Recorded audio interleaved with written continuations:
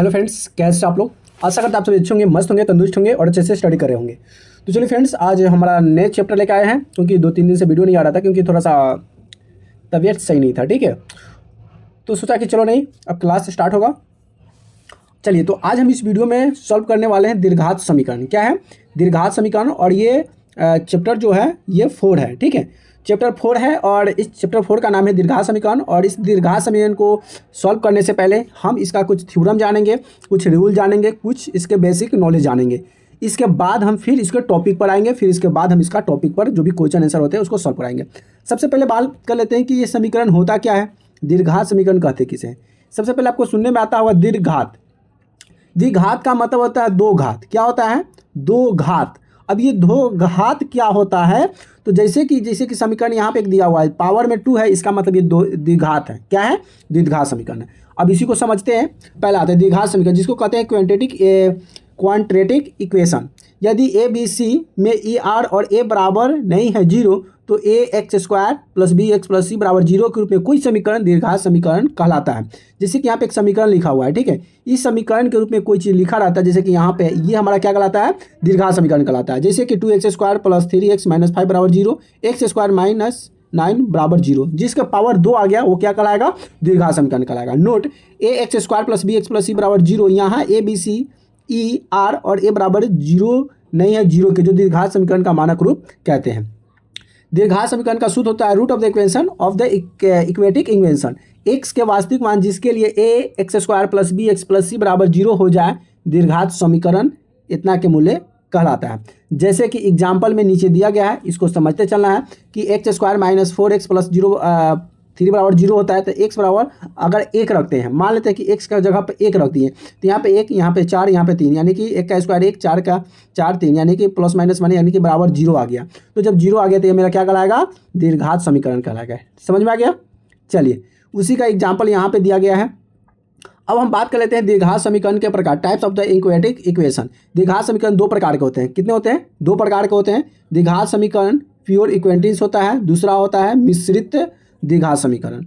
अब ये पहला जो है शुद्ध द्विघात समीकरण कहते किसे हैं? शुद्ध में क्या होगा? उसमें कोई चेंजिंग नहीं होगा, कोई बदलाव नहीं आएगा। ठीक है, वो किसी से मिला हुआ नहीं रहेगा। जैसे कि द्विघात समीकरण में चर x का घात वाला पद नहीं हो, उसे शुद्ध द्विघात समीकरण कहते हैं।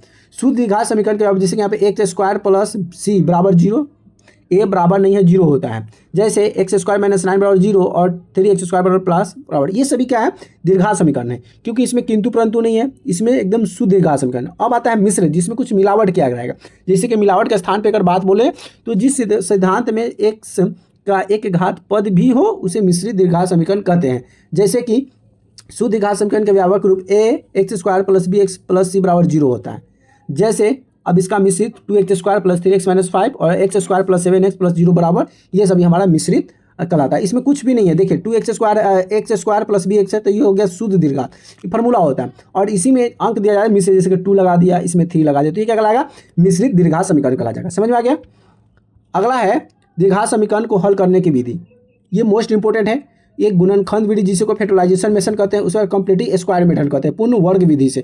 यानी कि 2 विधि होते हैं इसको बनाने का, दोनों विधि का प्रयोग फिर हम वीडियो में जब क्वेश्चन बनाएंगे तो उसमें आपको पता चल जाएगा। ठीक है, उसके बाद इस सूत्र को द्विघात समीकरण या श्रीधराचार्य के नियम भी कहा जाता है। अगला है डिस्क्रिमिनेटेड। डिस्क्रिमिनेटेड क्या होता है? व्यक्तिगत के विवेचक।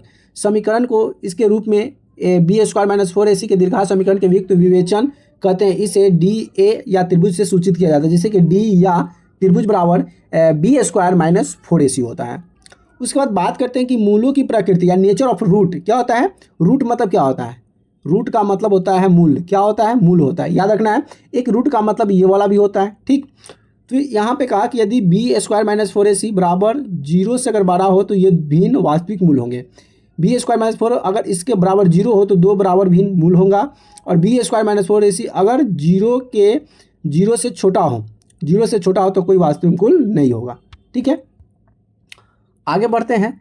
आगे है कि समीकरण जैसे कि a x square plus b x plus c बराबर 0 ए बराबर द्विघात समीकरण है, जिसमें ए बी सी वास्तविक संख्या है। उदाहरण में 2a square minus 3x plus 0 बराबर 0। द्विघात समीकरण का मूल। ये सभी जितना जी बता रहे हैं सभी एकदम मोस्ट इंपॉर्टेंट है, जानना बहुत जरूरी है, क्योंकि जब तक ये नहीं जानिएगा आपका जो क्वेश्चन होगा वो आसानी से सॉल्व नहीं होगा। क्योंकि ये सब पढ़ लीजिएगा तब आपका जो क्वेश्चन जो आंसर पूछा जाता है वो आसानी से बना लीजिएगा, ठीक है। एक वास्तविक संख्या ए को द्विघात समीकरण के मूल कहा जा सकता है यदि ए स्क्वायर प्लस बी ए प्लस सी के रूप में दिया हो तो हमारा द्विघात समीकरण कहलाएगा। उसके बाद आता है मूल संख्या, मूलों की संख्या, रूट मतलब मूल, रूटों की संख्या यानी द्विघात समीकरण के दो मूल होते हैं। दो मूल कौन कौन सा होता है, तो यहाँ पे है द्विघात समीकरण के हल करने की विधि। पहले इसको याद कर लीजिए, मूलों की संख्या 2 होता है, ठीक है। अब द्विघात समीकरण को हल करने की विधि गुणनखंड द्वारा, पूर्ण वर्ग विधि द्वारा और द्विघात फॉर्मूले द्वारा। 3 को विधि होता है, या आप गुणनखंड विधि से हल कीजिए, पूर्ण वर्ग विधि से हल कीजिए और द्विघात फार्मूला के द्वारा हल कीजिए। तो आपसे जो क्वेश्चन में पूछा जाएगा उसी का आपका आंसर का जवाब देना रहता है। 5वां नंबर में है द्विघात समीकरण जैसे कि a x square plus b x plus c बराबर 0 निम्न के मूल होंगे। जैसे कि यहाँ पर दिया एक्स बराबर minus b plus b square minus 4ac बराबर 2a होता है, या minus b minus a b square minus a बराबर 2a। ये सभी क्या है, फॉर्मूला है द्विघात समीकरण बनाने का। तो जिस तरह से फॉर्मूला में जिस विधि से पूछा जाएगा उसको आपको सॉल्व करना पड़ेगा। अगला है विविक्तर, किसी द्विघात समीकरण a square plus b x plus c बराबर 0 के रूप में विभक्त है डी बराबर बी स्क्वायर माइनस 4ac होता है, अर्थात डी बराबर बी स्क्वायर माइनस 4ac होने पर द्विघात समीकरण के मूल निम्न होता है, यानी कि अलग होते हैं। कैसे, तो जैसे कि यहाँ पे हो जाएगा x बराबर माइनस बी प्लस माइनस और d बटा 2a। उसी तरह से c बराबर माइनस और इसमें हो जाएगा माइनस प्लस, इसमें माइनस हो जाएगा, ठीक है। अब यहाँ से है मूलों का स्वभाव होता है। क्या है मूलों का स्वभाव, तो देख लीजिए, यदि d बराबर हो, d बड़ा हो 0 से हो तो वास्तविक और असमान मूल होंगे।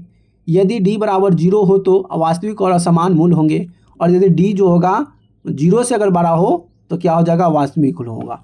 तो इस तरह से आपका द्विघात समीकरण के जितने भी टॉपिक होते, थ्योरम थे, सभी मैंने आपको इसमें करा दिया। ये आपको जब क्वेश्चन सॉल्व कीजिएगा तो उसमें आपको मोस्ट इंपॉर्टेंट बेनिफिट होने वाले हैं।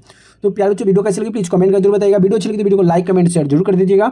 हम अगले वीडियो में हम इसका जानेंगे चैप्टर 1 का सॉल्यूशन। अभी इस थ्योरम था, चैप्टर 1 में इसका सॉल्यूशन जानेंगे, ठीक है। तो वीडियो को लाइक जरूर कर दीजिएगा, अपने दोस्तों फ्रेंडों के साथ शेयर जरूर कर दीजिएगा। अभी तक चैनल को सब्सक्राइब नहीं किया तो चैनल को सब्सक्राइब जरूर कर लीजिएगा। फिर मिलते हैं नए वीडियो में नए टॉपिक के साथ, तब तक ले जय हिंद, वंदे मातरम।